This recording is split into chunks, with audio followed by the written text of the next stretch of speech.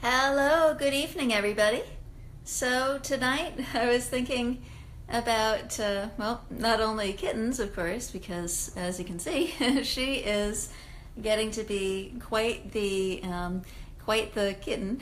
She's about 6 weeks old now, and as you can see, she is full of life, full of playfulness, and I dare say, a pretty happy little kitty here. And so tonight's topic of playfulness and community and joy all comes together. Let me just adjust my camera a little bit here. And by the way, if you'd like to ask any questions tonight, please feel free to ask towards the end. And one of the things that that oftentimes I come across is in our modern society, people just don't seem to have as much time to play as we used to. And when we do play, it tends to be quieter things indoors, like maybe going to the movies or playing video games and all sorts of things out there. And some of the things that we can do to that have been shown to improve happiness scores are things like playing, which my little kitten here is quite naturally demonstrating. Because of course, when you're brand new to the world, everything is brand new and everything is a toy and can be played with as well. I remember there was one time when I was, somewhere between college and medical school or before graduate school and all. And what I was doing was I was spending a summer over at a research lab. And I remember that somebody brought their younger brother or sister into the lab. And in the lab, they have these things that are magnetic spinners. In other words, here's the spinner underneath the jar, and then here's the platform, and then on top of it you've got another spinner inside your mixture, whatever it is you want to mix up. And the point is that the magnetic spinner spins here, and then the magnetic spinner that's on top inside the jar spins as well. And I just remember this little kid coming in and looking at the spinner system, and they were just awestruck, like how could there be something so magical and amazing? Oops, don't fall off the couch now.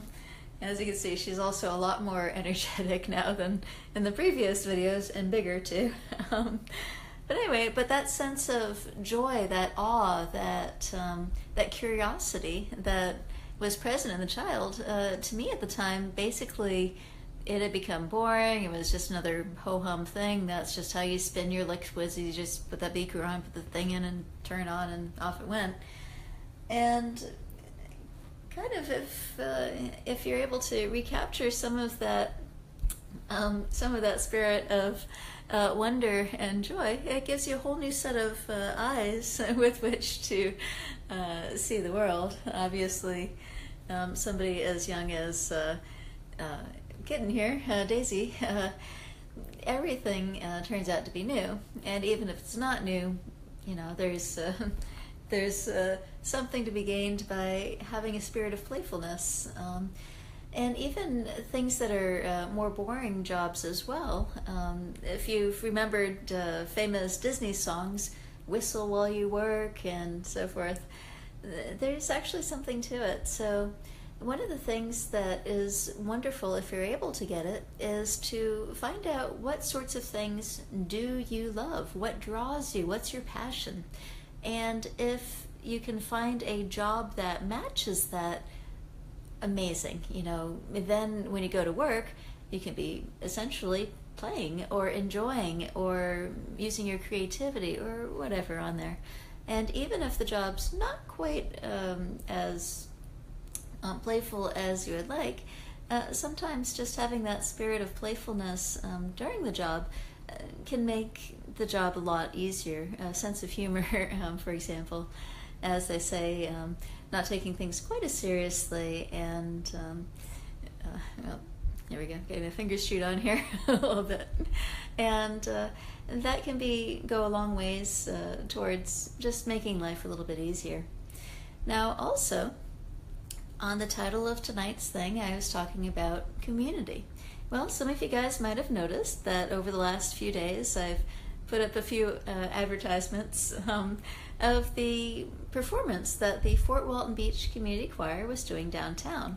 All the proceeds from that were going towards the local students' scholarships in the area. So I think each student got $1,000, if I remember right, on there. And they got a chance to perform at the final concert, a solo of their choosing. And that money's going towards their college funds in next year.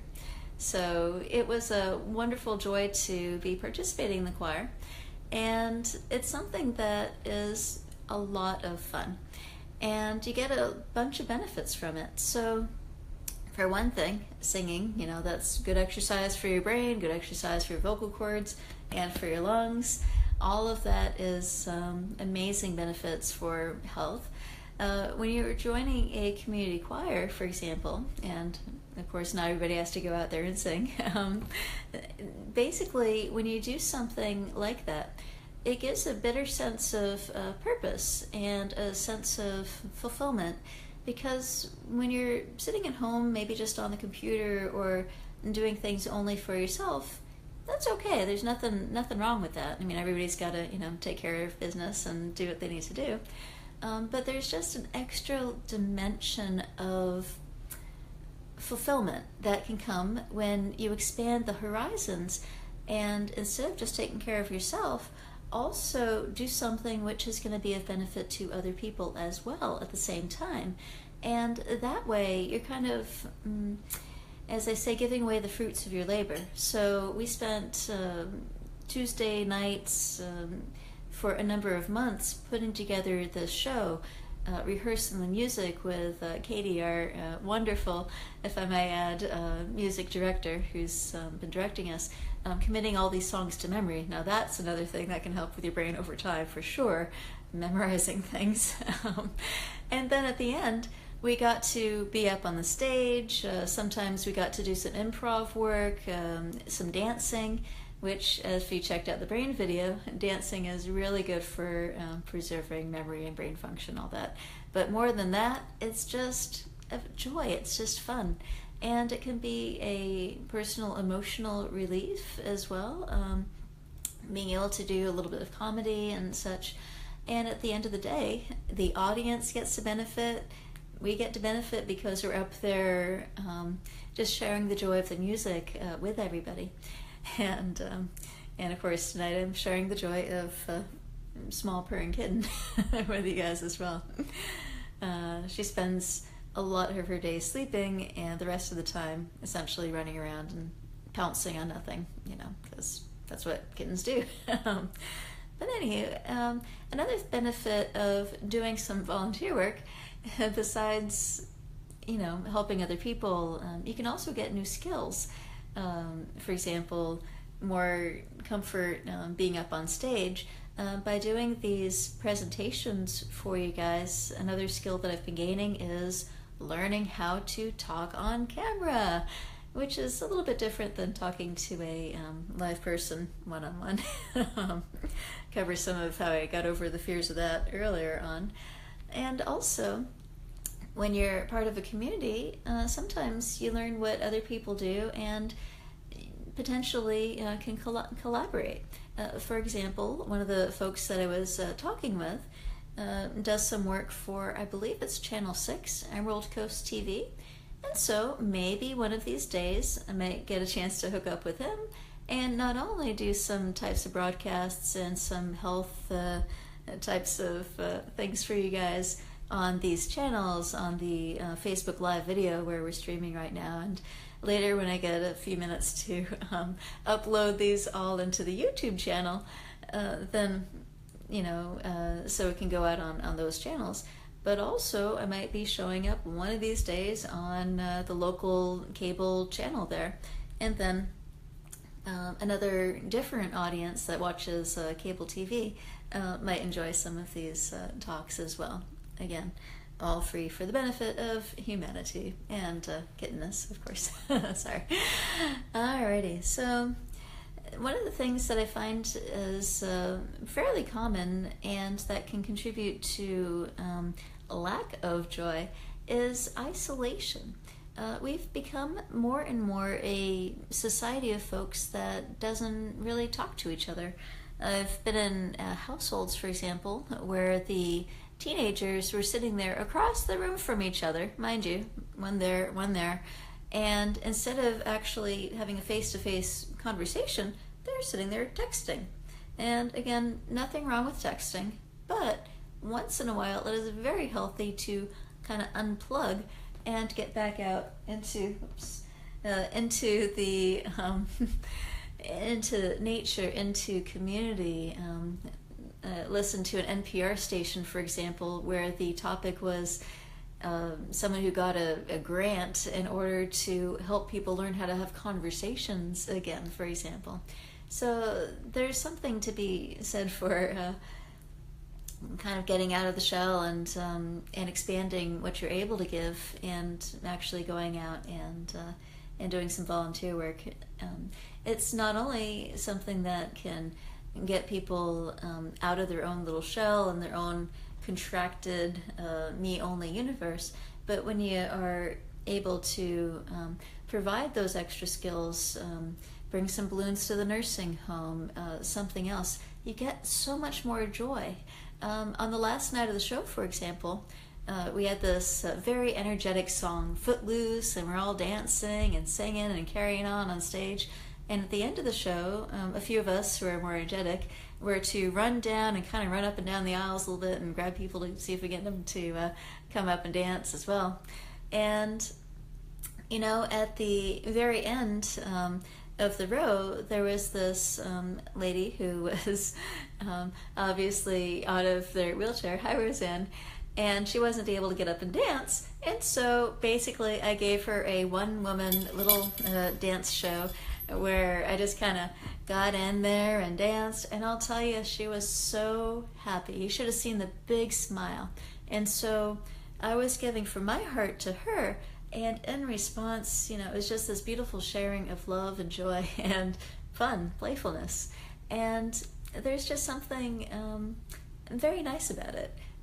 When I was in middle school, one of our history teachers, we had this thing where the kids, I think it was called the Mad Run or something like that, and literally they would get out and they would pick a mile track or a half a mile. I forget how far we ran, but the idea was every single grade, anybody who wanted to run would run this little foot race. And they had little booths, and they had all sorts of things. It was this really homegrown kind of fair atmosphere, plus a run for the kids. And you got these little ribbons for participating and stuff, and all that stuff at the end. But one of the things I noticed was my history professor, and normally he's this kind of guy that just kind of sat behind the desk and was really reserved, and you wouldn't expect this of him, but every year he would go out there in full, complete clown makeup. I mean, total face, total wig, a little ruffly suit with big polka dots and giant shoes and the whole thing. And he would sit there and basically joke around and play with the kids and everything. And you could just see how much joy that that work gave to him as well. And so when you have face-to-face communications with people and something in which you're giving to others, well, it gives out, but it also gives you back. It kind of feeds the soul in a way, if you will. And basically that sort of thing, it helps protect us from getting too isolated in our own little worlds. And it also is very uplifting and very fun to be able to give to others in some way that's beneficial to both of you as well.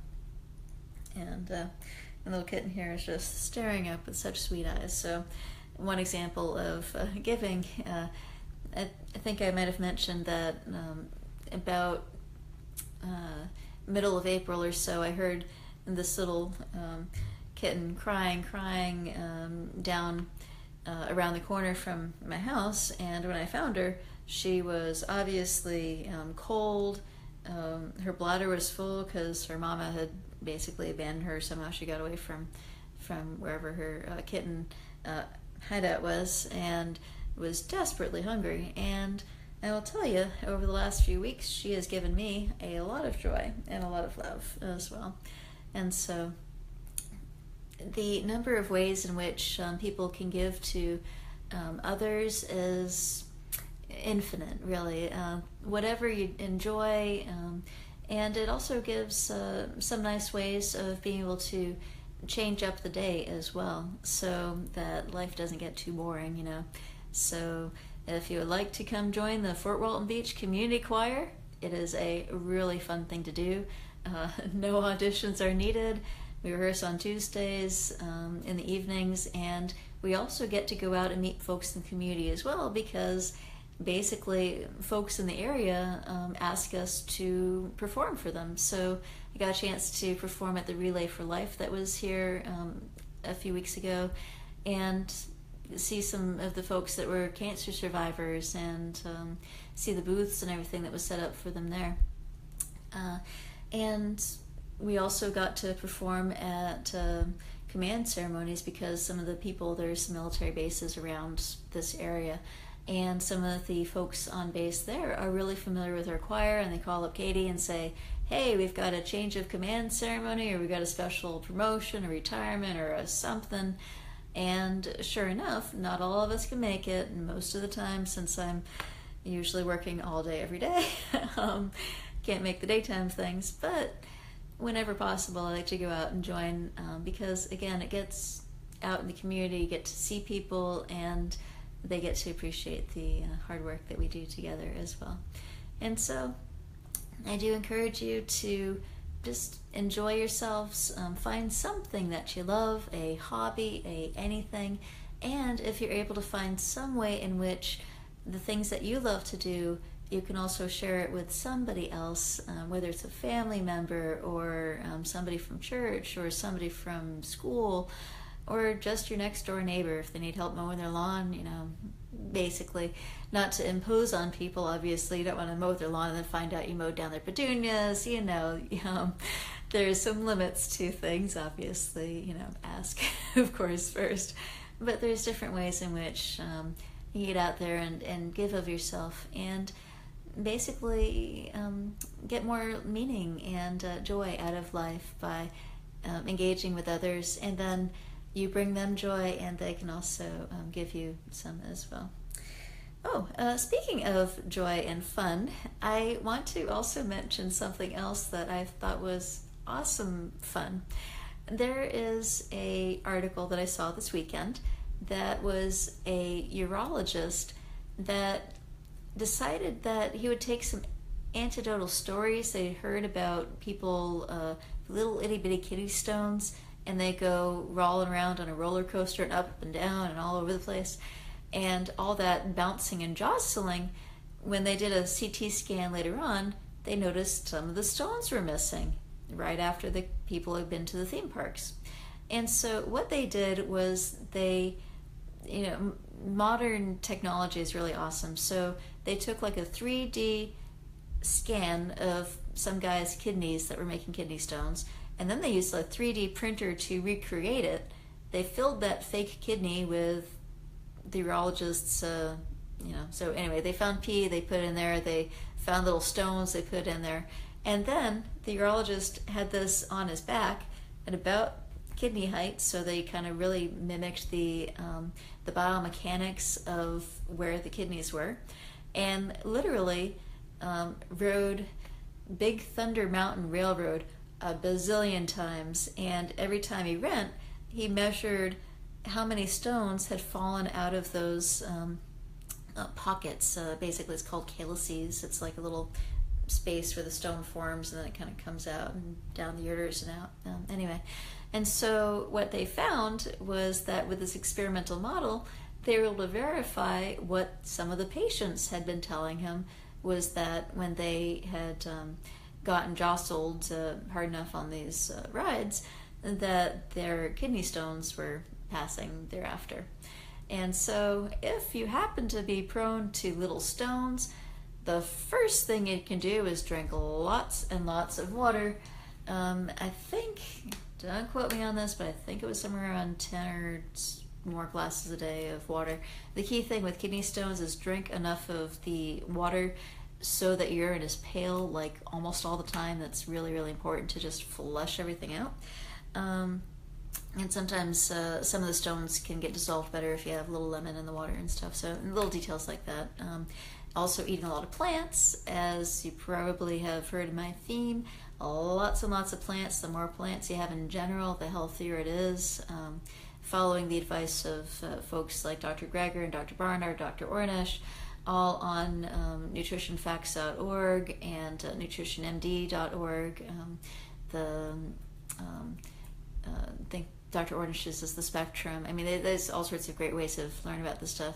But anyway, lots of plants basically takes the urine and changes its pH, how acid and how alkaline it is, so that those stones don't form in the first place, because you need a certain pH to really maximize stone formation. If you change the pH of your urine by eating a lot of plants and stuff like that, then it's a lot less likely to stone form.